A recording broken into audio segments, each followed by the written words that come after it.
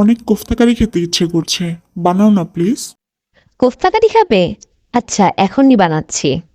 না থাক, কোফতা কারি বানাতে অনেকটা সময় লেগে যাবে না? আর না, লাগবে না, আমার কাছে একটি আইডিয়া আছে। কি আইডিয়া? আসো দেখাচ্ছি। প্রথমে চুলার মধ্যে একটি প্যান বসিয়ে দিবে। তাতে কিছুটা পরিমাণ তেল দিয়ে চারপাশে এভাবে নাড়িয়ে তেলটাকে এভাবে ছড়িয়ে দিবে।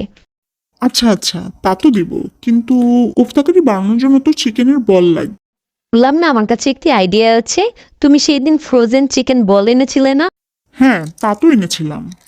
তো সেইখান থেকে কিছুটা আমি রেখে দিয়েছিলাম। এখন এইটা দিয়ে তোমার জন্য চিকেন কোফতা কারি বানাবো।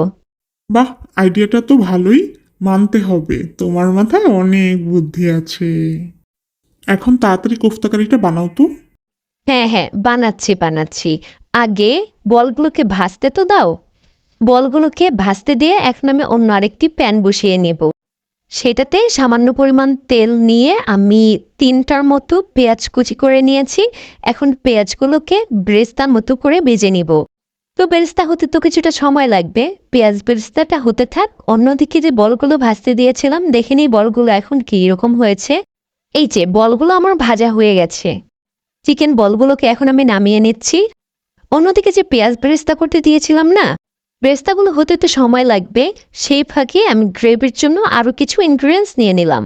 এখানে নিয়ে নিচ্ছি কিশমিশ এবং কাজু বাদাম। তোমার পেঁয়াজ বেরেস্তা তো হয়ে গিয়েছে। হ্যাঁ হ্যাঁ, দেখেছি হয়ে গিয়েছে।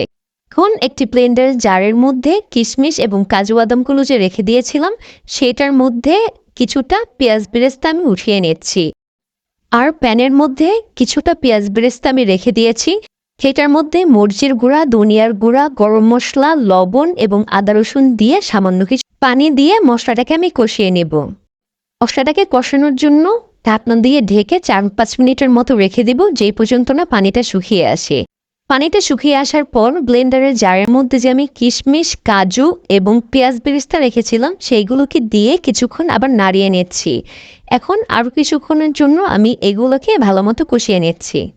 আচ্ছা আচ্ছা, আর কতক্ষণ লাগবে বলো তো, খুব ক্ষুধা পেয়েছে। এই তো আর কিছুক্ষণ, প্রায় হয়ে গিয়েছে।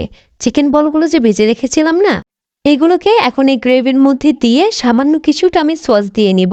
সসটা দিয়ে নিলে কিন্তু কোফতা কারির টেস্ট আরও বেশি ভালো আসবে। সামান্য পরিমাণ গুঁড়া দুধও দিয়ে নিচ্ছি, সাথে একদম খাঁটি ঘিও দিয়ে নিচ্ছি। ঘিও দিচ্ছ? ঘিটা কিন্তু আমার অনেক পছন্দের। হ্যাঁ জানি তো, তার জন্যই দিয়েছি। এখন সবগুলো চিকেন বলকে এভাবে নেড়ে আমি সামান্য কিছু পরিমাণ পানি অ্যাড করে নিলাম। এখন ঢাকনা দিয়ে রেখে 4-5 মিনিট পরেই তোমার কোফতা কারি রেডি। কোফতা কারির কালারটা যা হয়েছে না, তাড়াতাড়ি দাও তো, খুব ক্ষুধা পেয়েছে। হ্যাঁ দিচ্ছি, তার আগে আমাকে কিছু ছবি এবং ভিডিও করতে দাও তো। এত সুন্দর করে রান্না করেছি, আমার ভিউয়ার্সদের সাথে শেয়ার করব না? ঠিক আছে ঠিক আছে, তাড়াতাড়ি করো। এত সুন্দর একটি কোফতা কারির রেসিপি আপনাদের সাথে শেয়ার করলো, আর আপনারা এত সুন্দর রেসিপিটি শেয়ার করবেন না? তাড়াতাড়ি গিয়ে শেয়ার করে ফেলুন তো। আর সেম রেসিপি ফলো করে বানালে অবশ্যই লাইফ অফ সালমাতে গিয়ে ট্যাগ করতে ভুলবেন না। তো এখন আমরা খাওয়া দাওয়াটা শেষ করে নিই। ভিডিওটি ভালো লাগলে কিন্তু লাইক, কমেন্ট এবং শেয়ার করতে ভুলবেন না। আজ এই পর্যন্তই, আল্লাহ হাফিজ।